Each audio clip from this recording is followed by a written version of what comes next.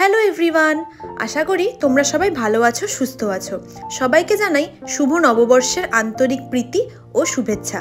আমার আজকের দিনটি প্রথমে খুব বোরিং কাটলেও পরে ভাবলাম যে দিনটাকে তো নষ্ট করে লাভ নেই, তাই অফিস শেষে চলে গিয়েছিলাম শিলিগুড়িতে। সেখানে আমার এক কলিগ রয়েছে, কলিগ কম বন্ধুই বলা চলে, বন্ধু সিনিয়র সব কিছুই। যাই হোক, তার সাথে আজকে গেছিলাম শিলিগুড়ির খুব ফেমাস একটা মার্কেট, বিধান মার্কেটে।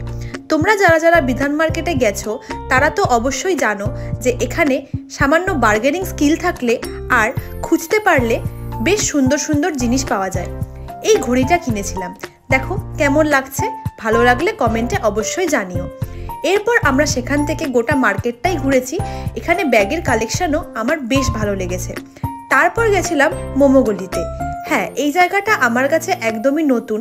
এখানে নাকি অনেক রকমের ফাস্টফুড আইটেম যেমন মোমো, চাউমিন এসব পাওয়া যায়।